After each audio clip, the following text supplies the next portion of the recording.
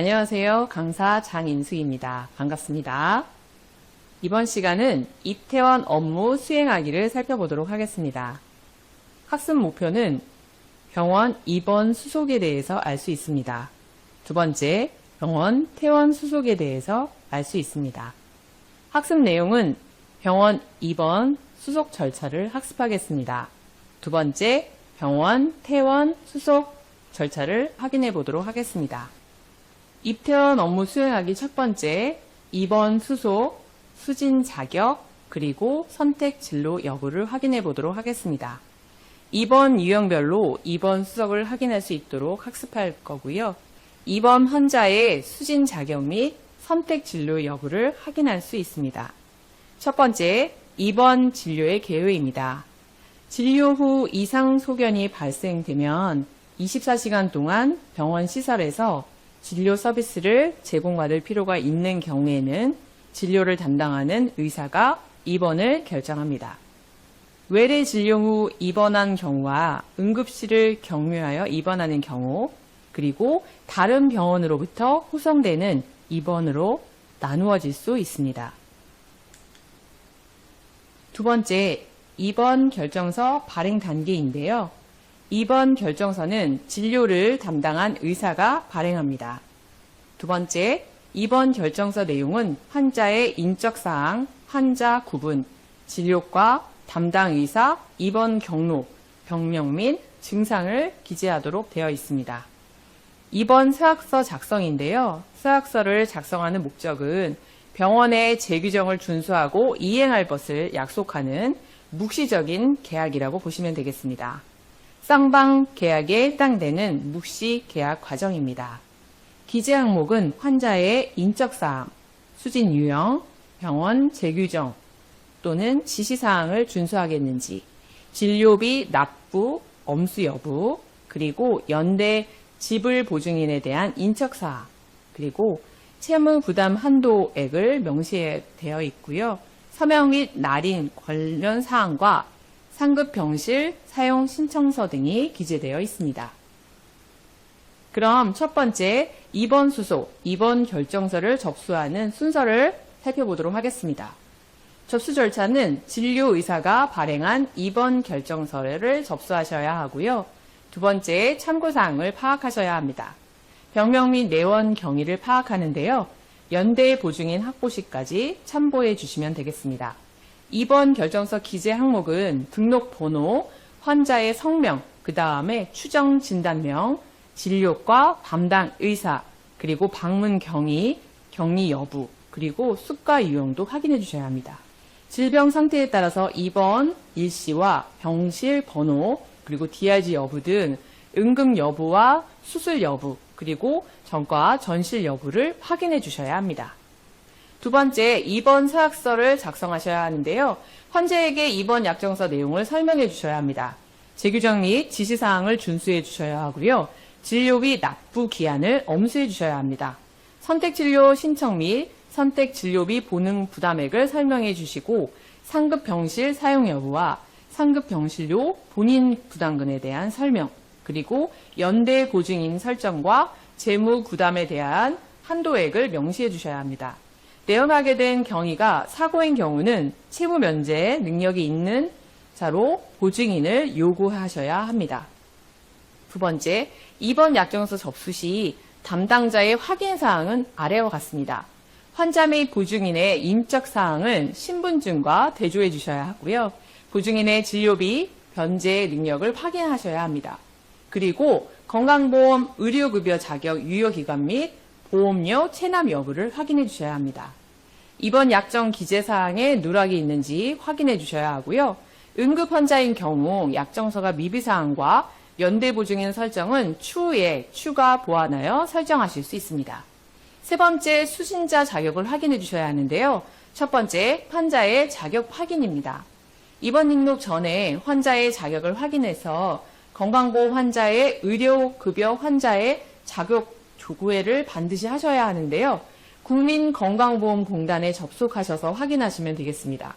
자동차 보험 환자의 경우에는 보험사로부터 지불 보증서를 발급할 수 있도록 환자에게 안내해 주시고, 산업재해 환자의 경우에는 근로복지공단으로부터 산업재해 승인서를 제출하도록 안내해 주시면 되겠습니다.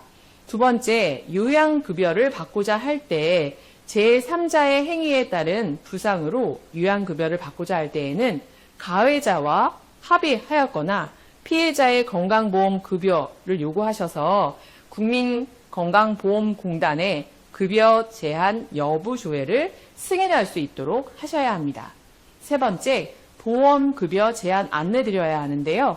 건강보험 자격 가입자의 3개월 이상 보험료를 체납할 시에는 보험급여가 제한될 수 있음을 안내해 주셔야 합니다.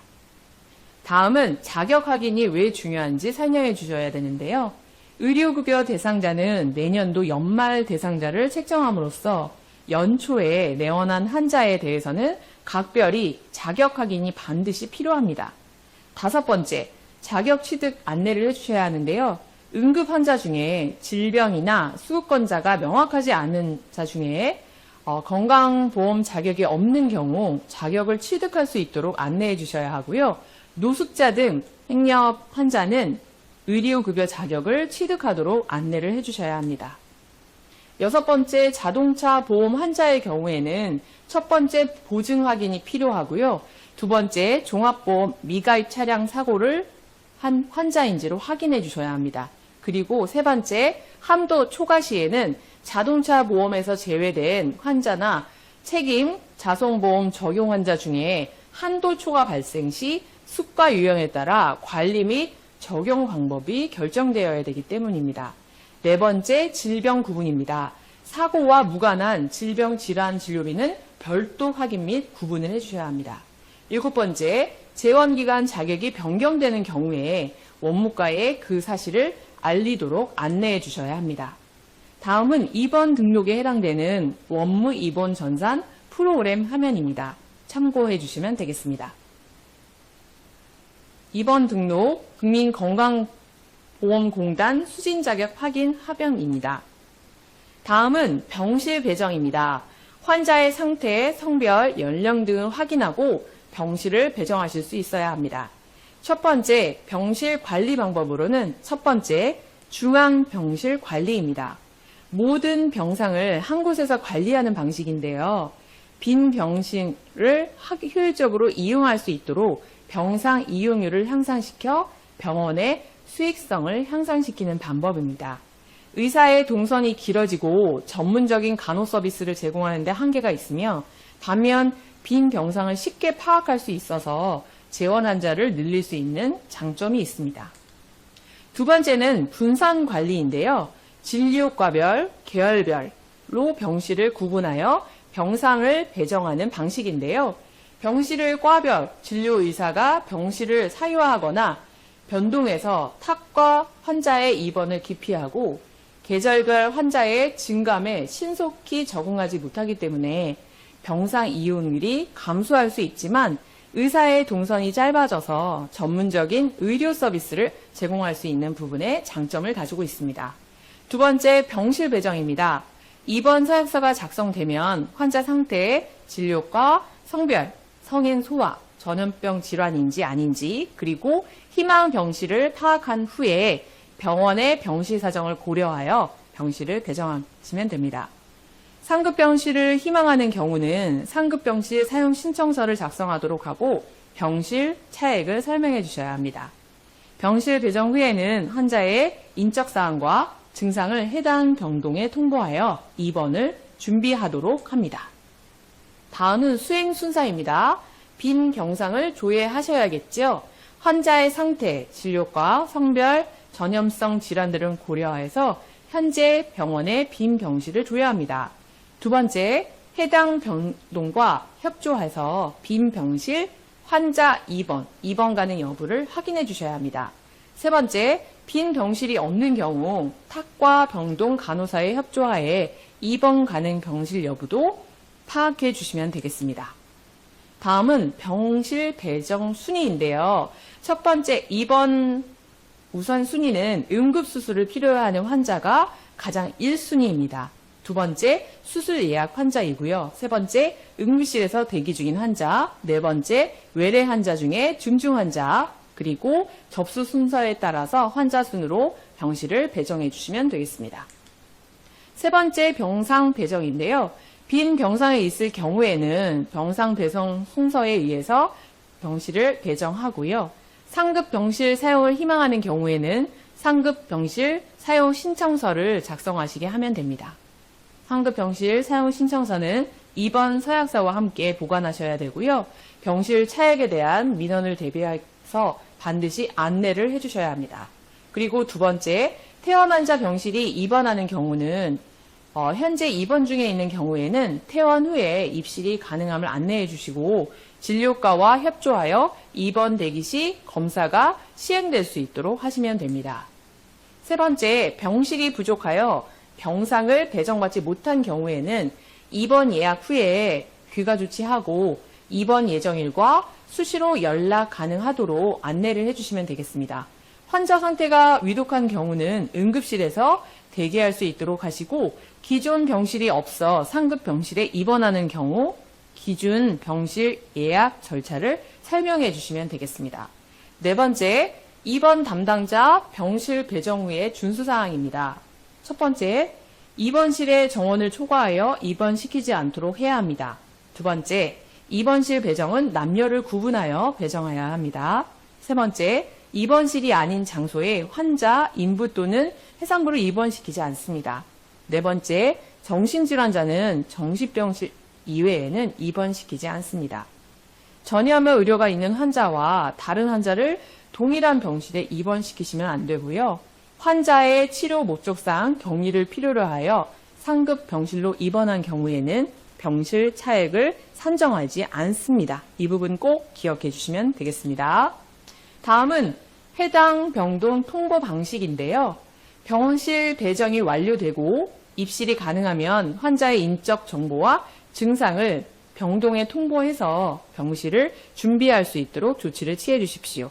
그리고 환자에게 병동 위치를 안내해 주시면 되겠습니다. 자, 다음은 세 번째, 재원 환자 관리입니다. 재원 중인 환자의 진료비, 정산, 정과 전실, 자격 변경을 살펴보도록 하겠습니다. 첫 번째, 재원 환자의 진료비 관리인데요. 첫 번째는 중간 진료비를 청구할 수 있는 방법입니다. 재원 환자 진료비는 발생주의 원칙에 의하여 진료 행위를 제공했을 경우 진료 수익으로 바로 인식하는 것으로 수납이 이루어져야 하지만 입원한 경우는 퇴원 시점에서 수납을 진행합니다. 두 번째, 입원 진료비는 매일 발생하는 처방전에 의하여 입원 환자 개인별로 계산되어서 산출되는데요. 개인별로 총 진료비, 본인 부담액, 보험자 청구액 등으로 나누어 병원 전체 1일 재원 수입이 집계가 됩니다. 일주일에 1, 2회에 재원 환자 중간금을 납부 계약서를 출력해서 환자에게 고지하도록 되어 있고요. 재원 환자 미수금을 회수할 수 있도록 해야 합니다. 세 번째, 체납자 관리는 중간 진료비를 청구했으나 기한 내에 납부하지 않은 경우 체납자로 분류하여 별도의 관리가 필요합니다. 악성 미수금 관리 진료비가 장기 체납 환자나 경제적 부담으로 어려운 환자는 병동 간호사와 협조하여 체납 환자의 동태를 파악하고 도주가 예상되거나 미수 발생이 우려되는 환자는 집중 관리가 필요합니다. 두 번째, 전과 전실입니다. 전과는 환자의 증상이나 상태에 따라 진료과가 변경되는 경우를 말하는 거고요. 전실은 환자 및 보호자의 희망에 따라 입원 중 병실이 변경되는 것을 말합니다. 자, 세 번째, 재원 기간 중에 자격 변경인데요. 재원 기간 중에 자격이 변경되는 경우는 변경된 일자를 기준으로 자격을 변경하여 등록하고 진료비 산정을 확인해야 합니다. 산업재해나 자동차 보험 환자의 경우에도 재원 중에 사고와 관련이 없는 질환이 발생할 경우는 의료보장 자격으로 진료비를 계산할 수 있도록 해야 합니다. 자동차 보험 환자 중에 책임보험 환자나 자손 환자의 경우 지불보증 한도액을 초과하여 진료비가 발생한 경우에 급여 제한 여부 조회서나 의료급여 제한 여부 의뢰서를 의뢰한 후에 보험자 결정에 따라 자격을 관리해 주셔야 합니다. 자, 그러면 중간 진료비 청구 수행 순서를 다시 한번 살펴보도록 하겠습니다. 첫 번째, 재원 환자 진료비 청구입니다. 병원 실정에 맞게 정해진 금액을 초과한 환자를 대상으로 중간 진료비 계산서를 출력합니다. 중간 진료비 계산서를 병동별로 분류하고 병실 방문해서 교부합니다. 중간 진료비 납부 기한과 현재까지 진료 내역을 확인할 수 있도록 조치해 주시면 되겠습니다. 두 번째, 환자 또는 보호자 면담인데요. 매일 중간 진료비 납부 대장을 출력합니다. 그리고 납부 기한까지 진료비를 납부하지 않은 환자를 개별로 면담하시고 면담한 내용을 면담 기록부에 기록해 주시면 되겠습니다. 세 번째, 체납자 중앙관리 대상자를 등록하셔야 하는데요. 환자나 보호자를 면담한 내용과 정황을 종합적으로 분석해서 진료비 납부가 없다고 판단되면 체납자로 간주하고 중점관리 대상자로 등록 관리하셔야 됩니다. 체납자 중점관리 대상자로 등록된 환자는 보호자나 보증인의 진료 지불 능력, 조사와 채권을 확보하여 절차 계획을 수립하셔야 합니다. 네 번째, 장기 체납자 관리 절차인데요. 환자의 주소지를 방문해서 생활 환경을 좀 조사하셔야 하고요. 환자, 보호자, 보증인의 부동산 보유 및 주소지 이외의 부동산 소유 유무를 파악하셔야 합니다. 그 다음 기관장 명의로 진료비 납부 독촉장을 발송하셔야 하는데요. 납부 기한과 압류 조치하는 내용이 들어가 있어야 합니다. 그리고 소유 부동산의 등기부 등본을 발급받아서 근저당이나 가압류 등의 설정 여부 및 최고 설정 금액을 조사하셔야 됩니다. 그 다음으로 환자, 보호자, 보증인의 경제력이 미약한 경우에는 담당 의료진과 상의하여 퇴원이나 통원 치료 또는 이송 조치를 강구해야 합니다. 그리고 당분간 현금 납부가 어려운 경우에 경제력이 있는 보증인을 추가로 설정하고 보증 내용을 공증받거나 환자나 보증인의 보유 부동산의 근저당 설정을 유도하셔야 됩니다. 마지막으로 체납 문제 해결이 소극적인 경우에는 소유 부동산의 가압류 절차를 진행하시게 됩니다. 다음은 세 번째, 재원 환자 관리인데요. 전과 전실 관리 수행 순서입니다. 첫 번째, 전과 전실 신청서가 접수가 되면 전과 전실 전산 등록이 진행이 됩니다. 그에 따른 병실료를 안내해 주시면 되겠습니다. 여섯 번째, 재원 환자 자격 관리 수행 순서입니다. 첫 번째, 재원 환자 자격 확인입니다. 재원 중에 환자의 의료보장 자격을 건강보험과 의료보험 급여를 국민건강보험공단 홈페이지에서 확인해 주시고요. 두 번째, 자동차 보험의 경우는 보험회사로부터 지불보증 서류를 제출받아야 하며 책임보험 환자와 자손 환자는 한도액을 반드시 확인해 주셔야 합니다. 세 번째, 재해 환자의 경우에 산업재해공단으로부터 산업재해 승인서가 제출되어야 합니다. 두 번째, 재원 환자 자격 변경 등록인데요. 첫 번째는 자격 변경이 확인된 경우는 변경 일자로 해당 자격을 변경하여 등록해 주셔야 하고요. 자격 변경은 입원 일자로부터 변경되는 경우와 재원 기간 중에 변경되는 경우가 있기 때문에 변경 날짜를 반드시 확인하신 후에 변경 일자를 입력해 주셔야 합니다. 세 번째, 산업재해 환자나 자동차 보험 환자의 경우 재원 기간 중 사고와 관련이 없는 질환이 발생하여 치료하는 경우는 별도로 건강보험이나 의료급여로 계산할 수 있도록 진료 처방을 분리해야 합니다. 세 번째, 자격 변동 후에 재원 환자 미수금 관리입니다. 자격 변경 후 진료비가 재계산이 이루어지기 때문에 본인 부담액이 증감할 수 있습니다. 자격 변동 후에 진료비를 조회하여 재원 미수금을 관리해 주셔야 합니다. 두 번째, 보상 한도액에 자동차 환자나 보상액을 초과하는 경우가 있어서 처방 입력에서 수정이 반드시 필요합니다. 그리고 입원 시 자격과 재원 기간의 자격 변동 사항을 파악 관리해서 퇴원 시에 다시 한번 자격을 확인 관리해 주셔야 합니다. 자, 네 번째, 퇴원 수속 및 진료비 수납입니다. 입원 환자의 퇴원 수속과 진료비를 수납하는 방법을 살펴보도록 하겠습니다. 첫 번째, 퇴원이 결정되면 퇴원 결정은 진료를 전적으로 담당했던 의사의 의학적인 판단에 의해서 따라야 합니다.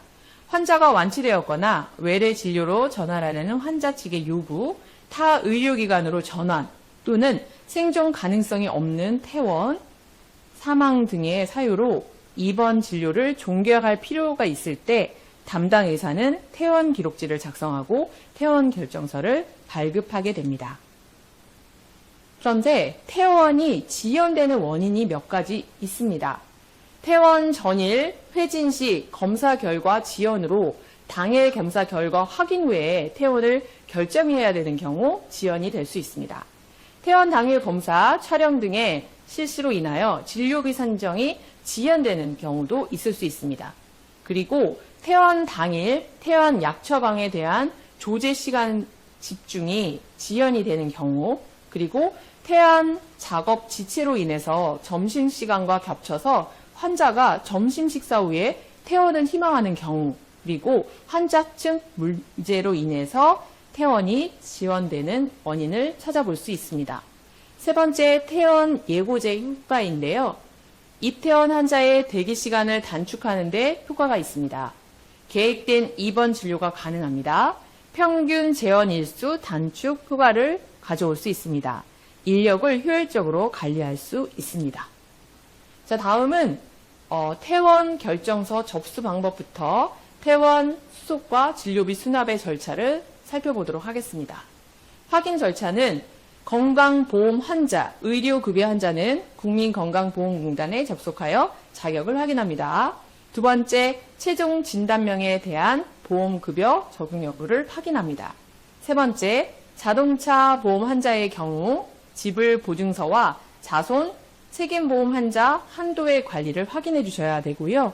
산업재해 보상 보험 환자의 경우에는 근로복지공단의 산업재해 승인을 확인하셔야 합니다. 그리고 급여 제한 여부 결정서를 송부하여서 확인해 주셔야 합니다.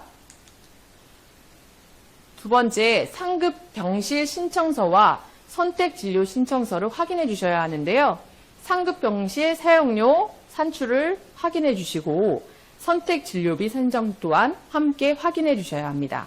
진료비 심사 담당 부서에서 퇴원자 명단과 자격사항을 통보합니다. 의료급여 2종 환자 대상 대불 제도 및 긴급 지원 제도를 설명해 주셔야 합니다. 두 번째, 퇴원 진료비 계산인데요. 환자 자격에 맞는 퇴원 환자 진료비를 심사하고 퇴원 진료비 확정 후에는 퇴원 계산서를 출력합니다. 세 번째, 퇴원 진료비 수납 과정입니다. 원무과에 퇴원 진료비 출력 후에 해당 병동에 통보를 합니다. 의료급여 2종 환자 대여 제도 및 긴급 지원 사업 중에 의료 지원 제도가 있습니다. 이러한 부분도 안내해 주시면 환자에게 도움이 될 수 있습니다.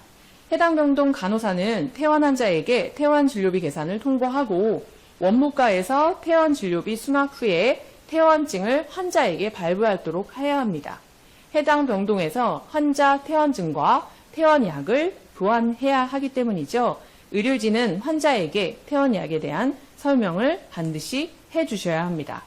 자, 다음은 네 번째, 퇴원 등록입니다. 퇴원 진료비가 계산되면 전산에 퇴원 등록을 하셔야 하고 다음 내원일 예약을 접수해 주셔야 합니다. 응급사항으로 퇴원 시는 가퇴원 제도를 활용하시고 18시에서 24시 사이에 퇴원하는 경우에는 퇴원 당일 입원료 50%를 가산하게 되어 있습니다. 다섯 번째, 가퇴원 절차입니다. 정상적인 절차에 의하지 않는 응급퇴원 시에 적용이 되는데요. 공휴일이나 야간에 진료의사 퇴원 결정서를 접수하시고 급여 제한 여부 결정서 미회신 시 성급여를 실시한 후에 보험사 사후 관리를 설명해 주시면 되겠습니다. 다섯 번째에 이어서 여섯 번째는 가퇴원 진료비 산정인데요. 최근 시점에서 발생한 진료비를 확인한 후에 누락된 처방이나 급여, 비급여 부분을 고려해서 퇴원 진료비를 추정합니다. 두 번째, 보호자에게 진료비 산정에 대한 정산의 필요성을 이야기해 주시고요. 확정된 진료비의 차이를 상세하게 설명해 주셔야 합니다. 세 번째, 추정 금액보다 상회하는 금액을 예치하시게 하고 정산 과정에서 퇴원 진료비의 중과 부분을 확인한 후에 영수증을 발행하고 퇴원 등록을 하게 됩니다. 네 번째, 진료비 정산으로 내원 시 발행된 영수증을 지참하고 정산을 설명해 주시면 되겠습니다. 그리고 병동 간호사에게 퇴원증을 발급받아 응급 환자의 경우 응급대불 제도에 대해서 반드시 설명해 주셔야 됩니다. 다음은 다섯 번째, 재증명 발급입니다. 입퇴원 확인서 및 재증명을 발급할 수 있으셔야 하는데요. 첫 번째, 재증명 관리 업무입니다. 입퇴원 확인서 및 재증명 발급 업무는 환자의 요구에 따라 발급해주는 민원창구 업무로 진단서 발행과 재증명 발급 업무로 나누어집니다. 두 번째, 진단서 및 재증명의 종류를 살펴보도록 하겠습니다. 진단서는 의료법에 의거하여 의사, 한의사, 치과의사가 발행한 문서입니다. 진단서의 종류는 일반 진단서, 건강 진단서, 병사용 진단서, 공상용 진단서, 장애 진단서, 사망 진단서, 국민연금 장애 진단서, 후유장애 진단서 등이 있습니다. 재증명의 종류는 입퇴원 확인서, 향후 치료비 추정서, 소견서, 출생증명서, 사산증명서, 진료확인서, 수술확인서, 진료비 납부 증명서 등이 재증명 종류에 해당이 됩니다. 세 번째, 재증명 발급 방법은 첫 번째, 의사가 직접 재증명을 발급하는 경우에 창구에서 직인 날인 후에 발급받으시면 되겠습니다. 의사는 원본만 작성을 하고 재증명 발급 담당자가 전산을 이용하여 발급을 하게 됩니다. 의사가 재증명을 전산으로 작성하게 되면 서명 날인 후에 재증명 발급 창구로 전송이 되는 방식입니다. 네 번째, 재증명 작성 관련 의무사항인데요. 의료법 제18조에 의한 진단서 교부 의무가 있습니다. 진찰 또는 거만한 의사, 치과의사, 한의사가 아니면 진단서 또는 재증명을 교부하지 못합니다. 다만 환자를 최종 진료 시부터 48시간 이내에 사망한 경우에는 진찰이나 거만하지 않아도 진단서 또는 재증명을 발급할 수 있습니다. 허위 진단서 및 재증명 발급은 금지합니다. 의료인은 업무 수행상 취득한 비밀은 누설하지 않습니다. 자, 그러면 수행 순서를 살펴보도록 하겠습니다. 재증명 발급 첫 번째, 재증명 발급 요청입니다. 환자를 진료과로 안내해 주시고요. 진료과 담당 의사에게 재증명 발급을 요청합니다. 진료과 의사는 환자의 신분증을 요청한 후에 요청받은 의사는 진단 또는 재증명을 작성하여 용도와 매수를 확인한 후에 발급 의사의 면허 번호와 성명을 기재합니다. 발급된 진단서 또는 재증명 서류에 기관장의 직인을 날인하도록 재증명 발급 창구로 안내해 주시면 되겠습니다. 두 번째, 재증명 발급인데요. 서류 제출에 관련된 부분, 환자가 진단서 또는 재증명 서류를 발급 창구에 제출합니다. 두 번째, 발급 대장에 기재를 하셔야겠죠. 담당자가 발급 대장에 종류별로 다음 항목을 기록합니다. 발급 번호, 부분, 발급 일자, 등록 번호, 환자 성명, 주민등록 번호, 발행 진료과 주소를 기재하게 됩니다. 정보를 확인해 주셔야겠죠. 원본의 의사 면허 번호, 발행 의사명, 환자의 인적 정보와 신분증이 동일한지 확인해 주셔야 합니다. 네 번째는 날인과 질인인데요. 원본, 그리고 부부, 발급 대장의 간인, 날인을 확인해 주셔야 되고 원본에는 기관장의 직인 날인 후에 환자에게 지급해 주시면 되겠습니다. 다섯 번째, 진단서 또는 재증명 발급 비용에 대한 수납이 이루어져야 하고요. 마지막으로 보관은 부분은 사본 발행용으로 종류별 발행 번호별로 철하여 보관해 주셔야 합니다. 세 번째, 재증명 발급 시 유의사항입니다. 보관 기준은 종류별, 연도별, 발급 번호별, 발급 일자 순으로 정리하여 3년간 보관합니다. 본인 확인을 반드시 해주셔야 하는데요. 서류 발급 시 반드시 신분증으로 본인 확인을 실시해 주셔야 하고요. 사진 부착이 필요한 경우에는 채용, 신체검사, 건강진단서, 병사형 진단서는 사진이 부착이 되어야 합니다. 신분증 확인 대상 서류는 진단서, 사망진단서, 화채검안서, 출생증명서 등은 신분증 확인을 토대로 확인이 가능합니다. 사망진단서 관련해서는 사망 원인이 외일 인사인 경우에는 관할 경찰서에 반드시 신고를 하셔야 합니다. 그리고 정보 확인 항목으로는 출생 일시, 사망 일시, 진단기간 등 오류 발생 방지를 위해서 철저하게 확인해 주셔야 합니다. 네 번째, 재증명 발급사실 조회인데요. 공공기관으로부터 발급사실 조회 공문을 접수한 후에 결제를 하시면 되겠습니다. 연도별 발급 대장에 발급 번호를 확인하고 구본서를 확인한 후에 구본과 동일한지 확인하시고 결제를 득한 후에 공문으로 발급 여부를 회신하면 되겠습니다. 다섯 번째, 사본 발행 업무 절차인데요. 환자의 사본 발급을 요청을 합니다. 발급대장 발급 일자 및 발급 연번을 확인합니다.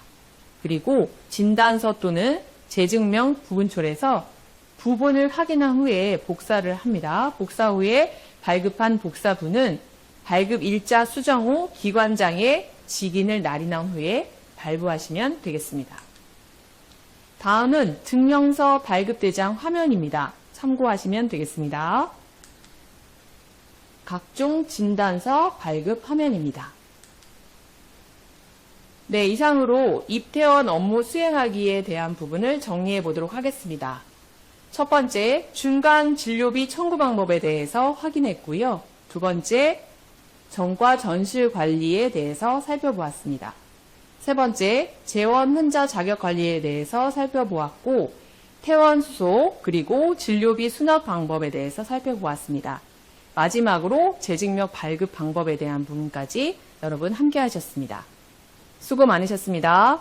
감사합니다.